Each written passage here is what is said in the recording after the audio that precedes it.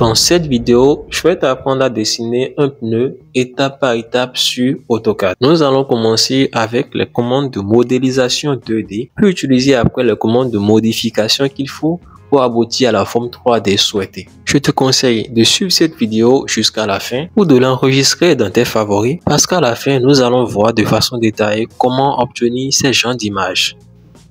Alors, plusieurs personnes l'ignorent, mais AutoCAD est vraiment très doué pour effectuer des schémas électriques également. Après cette vidéo, n'oublie pas de cliquer sur le lien correspondant en description afin de hausser ton niveau en ce qui concerne la réalisation des schémas électriques avec AutoCAD. Je sais que tu es vraiment impatient de commencer ton dessin.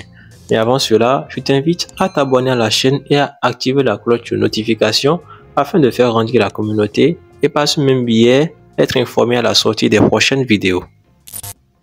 Nous voici sur l'interface de travail et cette forme 2D que vous avez devant vous, c'est la modélisation 2D dont nous avons besoin pour réaliser notre pneu. Alors, pour que nous soyons sur le même pied d'égalité, j'ai décidé de reprendre cette partie sous vos yeux afin que ça soit beaucoup plus facile. Pour commencer, je vais dessiner un rectangle de longueur 10 et de largeur 0,1. Je vais dessiner un arc ensuite en m'inspirant de ce rectangle. Je vais zoomer le rectangle et copier mon arc à une distance de 1 vers le bas d'abord et ensuite de 8. Je vais reprendre cette même commande, la commande arc, mais avec des propriétés différentes. Je vais prendre la commande arc qui a les propriétés de départ, fin et angle. Vous allez prendre le départ en haut, la fin en bas et l'angle sera 45 degrés. Ensuite, vous allez prendre la commande ligne pour prolonger cet arc. Après l'avoir prolongé, prenez la commande miroir et faites exactement ce que je vais faire maintenant.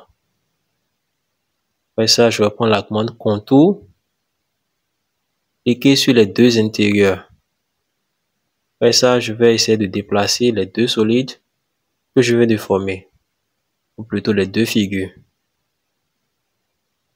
Après ça, je vais ramener la figure de ce côté. Je vais prendre la commande ligne.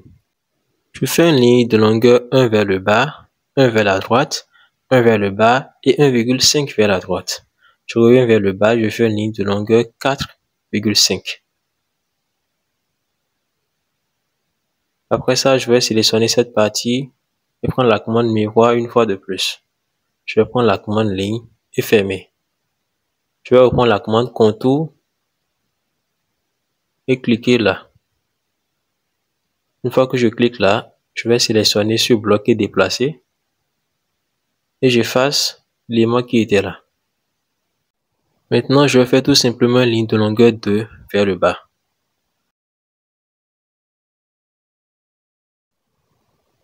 Nous allons maintenant faire un rectangle de longueur 10 et de largeur 7.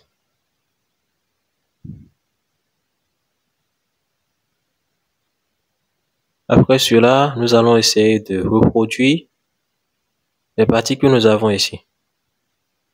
Donc pour ça, bon, je n'ai pas gardé les longueurs. Vous allez essayer d'utiliser votre intuition pour essayer de reproduire la même chose.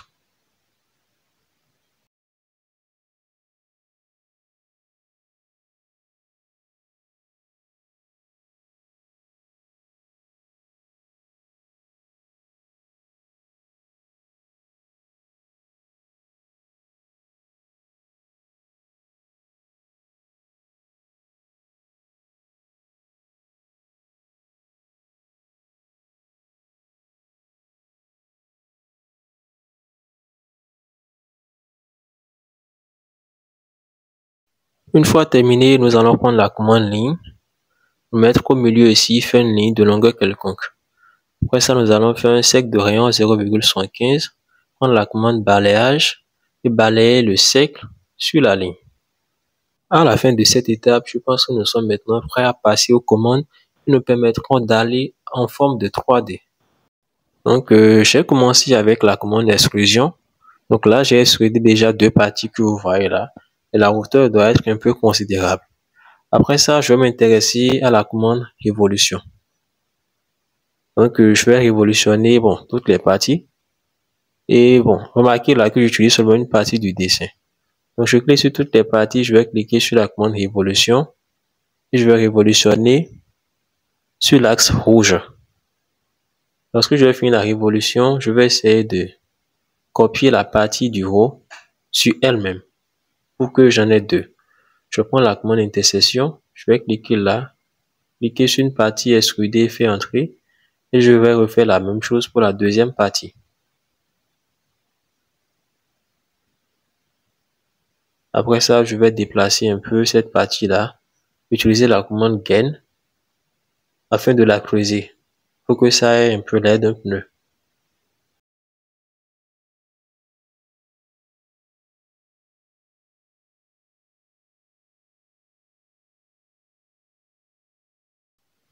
Après avoir appliqué la commande gain, je vais ramener mon élément là où il était.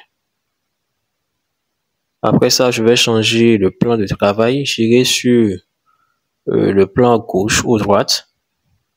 Après ça, je vais sélectionner sur la commande réseau polaire. Et je vais appliquer le réseau pour ces éléments-là. Donc, bon, j'ai commencé, je suis allé à 10, je suis allé à 15, et après je suis allé à 16. Donc là, c'est bon, je vais appliquer la commande réseau polaire pour ce cylindre également. Donc initialement, ça me présente 6 éléments, je trouve que c'est bon, je laisse ça comme ça.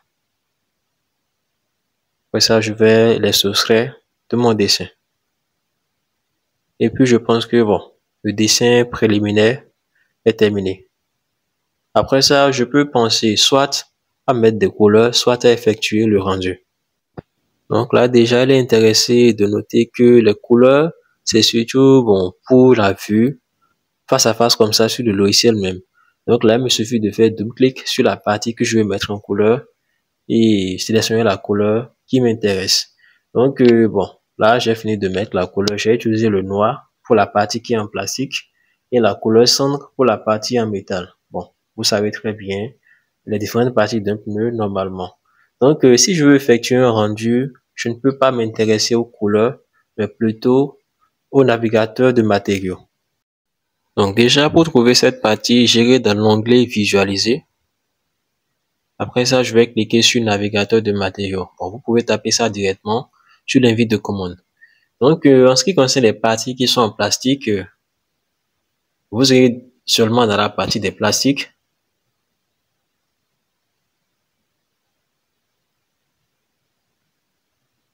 Et puis, bon, moi, j'ai utilisé la première matière noire que j'ai trouvée.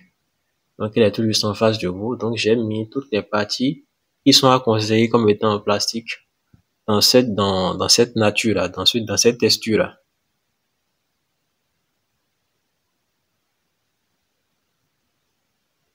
Et bien, en ce qui concerne la partie en métal, donc déjà, je suis parti là où je vais trouver du métal. Et j'ai utilisé le troisième métal. Donc là, c'est terminé. Et le travail qui me reste à faire maintenant, c'est de réaliser les rendus. Déjà, je vous informe que j'ai effectué 2 différentes vidéos qui expliquent comment effectuer les rendus sur AutoCAD. En dehors de ça, ma vidéo précédente également a bien parlé de comment effectuer un rendu sur AutoCAD. Dans cette vidéo, je vais vous montrer comment dessiner des vis. Après cette vidéo, vous pouvez y faire un tour afin de continuer par approfondir vos connaissances avec AutoCAD. Donc déjà, pour lancer un rendu, il vous suffit d'écrire rendu sur l'invite de commande et taper sur la touche entrée. Le rendu va se lancer automatiquement. Dès que vous voyez l'aperçu, si cela vous convient, vous laissez terminer. Si cela ne vous convient pas, vous appuyez seulement sur échappe afin de configurer un autre rendu. Ceci étant, le jeu est simple. Avant d'écrire rendu et de cliquer sur la touche entrée, je me charge ou bien je me débrouille pour trouver vraiment une disposition qui me sera un peu convenable. Bon, dans mon imagination, je me dis que si je positionne le dessin dans ce sens-là et que je clique sur la commande rendu, bon, ça me donnera ci, ça me donnera ça. Il faut avoir un rendu bon, qui n'est pas noir, genre un rendu avec un arrière-plan qui va donner un peu plus de beauté au dessin. Il suffit de cliquer sur là où il est écrit ciel inactif et bon, le ramener sur arrière-plan ciel ou soit arrière-plan ciel et illumination. Donc après ça, lorsque vous allez cliquer sur la commande rendu, ça vous donnera un rendu beaucoup plus intéressant.